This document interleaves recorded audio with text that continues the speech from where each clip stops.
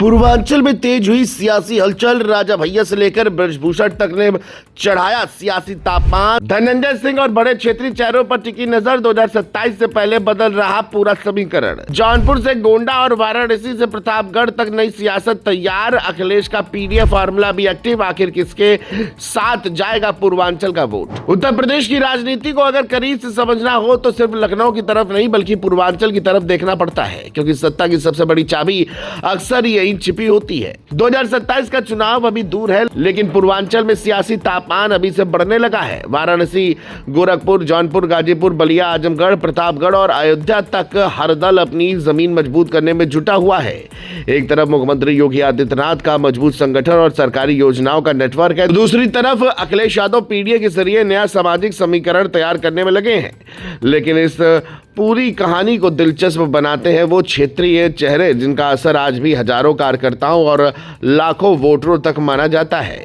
यही वजह है कि पूर्वांचल की राजनीति में राजा भैया, ब्रजभूषण शरण सिंह और धनंजय सिंह जैसे नाम लगातार चर्चा में बने हुए हैं। पूर्वांचल को सिर्फ राजनीतिक क्षेत्र नहीं बल्कि उत्तर प्रदेश की सत्ता का इंजन माना जाता है। विधानसभा की 160 से ज्यादा सीटें इस इलाके में आती हैं। यही कारण है कि कोई भी दल यहाँ कमजोर प्रदर्शन करके सरकार बनाने का सपना नहीं देख सकता।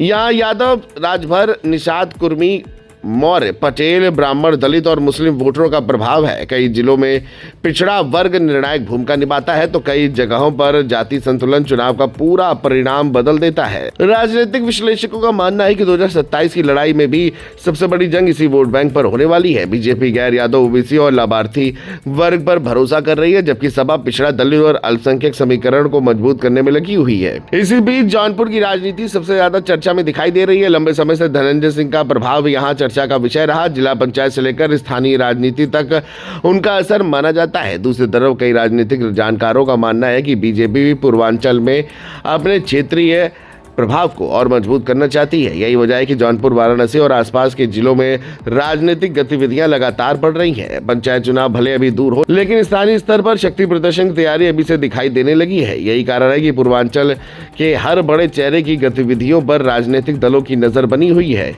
अगर प्रभावशाली नेताओं की बात करें तो राजा भैया का नाम अलग महत्व रखता है। प्रतापगढ़ और आसपास के क्षेत्रों में उनका प्रभाव आज भी चर्चा का विषय रहता है। राजनीतिक दल चाहे अलग अलग हों, लेकिन संवाद और समीकरणों की राजनीति में राजा भैया की भूमिका हमेशा अहम मानी जाती है।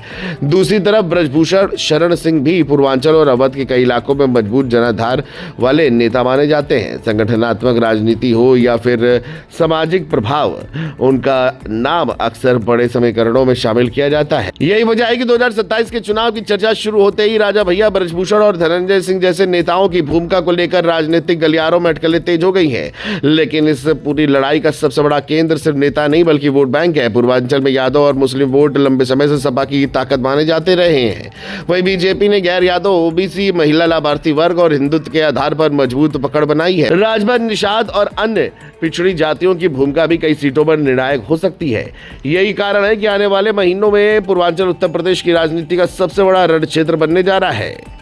योगी आदित्यनाथ विकास, कानून व्यवस्था और संगठन के सारे मैदान में हैं। अखिलेश यादव पीडीए और सामाजिक समीकरणों पर भरोसा कर रहे हैं। वहीं राजा भैया, ब्रजभूषण शरण सिंह और धनंजय सिंह जैसे क्षेत्रीय प्रभाव वाले चेहरे भी चर्चा के केंद्र में बने हुए हैं। इसलिए 2027 की कहानी सिर्फ योगी बनाम अखिलेश नहीं होगी, बल्कि पूर्वांचल के वोट बैंक, स्थानीय प्रभाव और बड़े नेताओं की राजनीतिक ताकत भी इस चुनाव की दिशा तय करेगी। और अगर इतिहास को देखें तो उत्तर प्रदेश की सत्ता का रास्ता आज भी पूर्वांचल से होकर ही गुजरता दिखाई देता है।